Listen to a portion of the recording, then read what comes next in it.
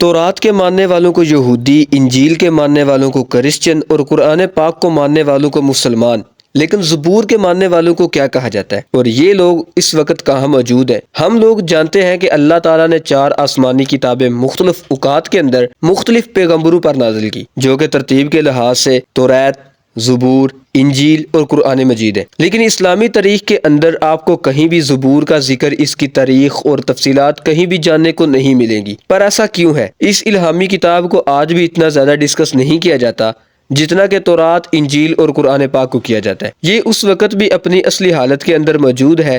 اس میں کیا کیا لکھا ہے اور کیا کیا موجود ہے، یہ سب سوال آج کی اس ویڈیو میں جاننے کی کوشش کریں گے۔ اور اس سے پہلے اگر ہماری ویڈیو اچھی لگے تو چینل کو ضرور سبسکرائب کیجیے گا۔ تو چلیں شروع کرتے ہیں ٹائم کو بغیر ضائع کیے۔ تو دوستو، زبور حضرت داؤد علیہ السلام پر نازل ہونے والی کتاب تھی، جسے سمجھنے سے پہلے اس کے نزول وقت کو سمجھنا انتہائی ضروری ہے۔ فرعون مصر کی 400 سال کی غلامی میں رہتے ہوئے بنی اسرائیل کی قوم کو آزاد کروانے کے لیے اللہ عز و جل نے اپنا پیغمبر اور رسول حضرت موسیٰ علیہ السلام کو بھیجا، جن پر تورات یعنی پہلی آسمانی کتاب کو نازل کیا گیا۔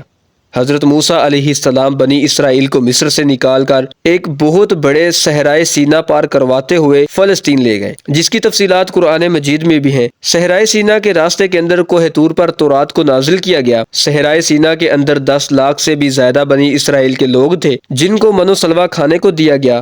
بادلوں نے صحرا کی دھوپ سے ان کو بچانے کے لیے ان پر سایہ کیا رکھا۔ پہاڑوں سے پانی کے چشمے جاری ہوئے۔ حضرت موسیٰ علیہ السلام کا زمانہ 1500 قبل مسیح یعنی آج سے 3500 سال پہلے بتایا جاتا ہے، یا پھر حضرت عیسیٰ علیہ السلام کی پیدائش سے پہلے 1500 سال بتایا جاتا ہے۔ اس وقت فلسطین کے اندر مشرکین کی حکومت تھی، تو غالباً حضرت سمیر علیہ السلام اللہ کے نبی اور بنی اسرائیل کے پہلے بادشاہ ہوئے۔ انہوں نے کافی عرصے تک بنی اسرائیل پر حکومت کی، اور جب وہ بوڑھے ہو گئے تو انہوں نے اللہ کے حکم سے طالوت علیہ السلام کو ان کا بادشاہ بنا دیا۔ اس واقعے کا ذکر قرآن کریم کے پارہ نمبر 2 میں سورۃ بقرہ کی آیت نمبر 245 سے 252 کے اندر ملتا ہے۔ حضرت طالوت علیہ السلام نے 1004 قبل مسیح سے 1020 قبل مسیح تک حکمرانی کی۔ اسی وقت فلسطینی قوم سے ایک فیصلہ کن جنگ ہوئی۔ بنی اسرائیل اس وقت مالی طور پر بہت ہی کمزور تھی، تو اپنی طاقت کے نشے کے اندر فلسطینی فوجی نے اعلان کیا کہ ہمارے سب سے طاقتور سپاہی طالوت کو اگر تم میں سے کوئی شخص ہرا دے گا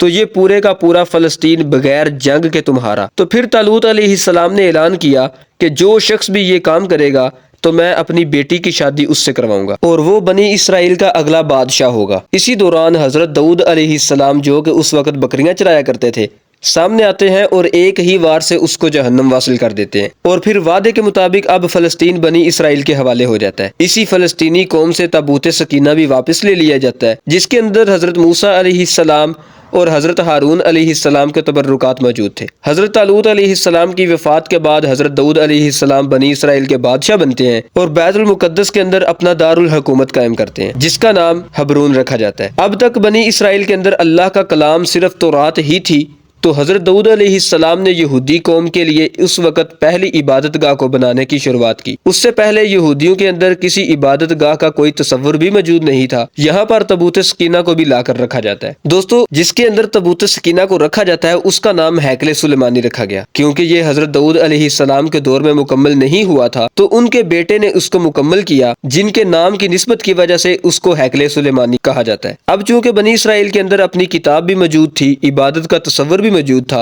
اور اسی وقت حضرت داؤد علیہ السلام پر زبور نازل ہوئی، جس کا معنی ہے ٹکڑا۔ اب یہاں پر سمجھنے کی بات یہ ہے کہ زبور کوئی شریعت کی کتاب نہیں ہے، بلکہ یہ اللہ کی تعریف اور حمد و ثنا سے بھری ہوئی کتاب ہے، کیونکہ اللہ نے حضرت داؤد علیہ السلام کو لوہے کو نرم کرنے کی طاقت، انتہائی خوبصورت آواز عطا کرنے کے ساتھ ساتھ اللہ کی حمد و ثنا اتنی خوبصورتی سے ادا کرنے کا معجزہ عطا کیا تھا جو آج تک کسی کو عطا نہیں کیا گیا۔ زبور کی پوری کتاب بھی اللہ کی حمد و ثنا، تعریفات اور اس کی بڑائی سے بھری پڑی ہے۔ اس کے اندر زندگی گزارنے کے کوئی احکامات موجود نہیں ہے اور نہ ہی کوئی تاریخ۔ یہ کوئی الگ سے اللہ کا کلام یا شریعت نہیں ہے، اس کے اندر صرف اللہ کی حمد و ثنا اور بنی اسرائیل کو اللہ کی عبادت کا طریقہ سکھایا گیا۔ حضرت داؤد علیہ السلام جب اس کی تلاوت کرتے تو آسمان و زمین ندیاں آپ کے ساتھ جھومنے لگتی۔ اس آواز اور کلام کے اندر اتنا اثر تھا کہ لوگوں کو دنیا کے اندر ہی جنتی آواز محسوس ہونے لگتی۔ تو آپ کی وفات کے بعد آپ کی آواز تو نہ رہی، لیکن بنی اسرائیل نے اس کتاب یعنی زبور کو تابوت سکینہ میں رکھ دیا، جس کو وہ اس وقت کے اندر بھی اور آج بھی پڑھتے ہیں۔ لیکن یہ نسل در نسل آتے ہوئے نہ تو اپنی اصلی حالت کے اندر موجود رہی اور نہ ہی اس کے اندر وہ حمد و ثنا رہی جو حضرت داؤد علیہ السلام تلاوت کیا کرتے تھے۔ تو دوستو، امید ہے کہ آپ کو یہ ویڈیو ضرور پسند آئی ہوگی، اور اگر آپ اسی طرح کی انٹرسٹنگ ویڈیو دیکھنا اور سننا پسند کرتے ہیں تو چینل کو سبسکرائب کریں۔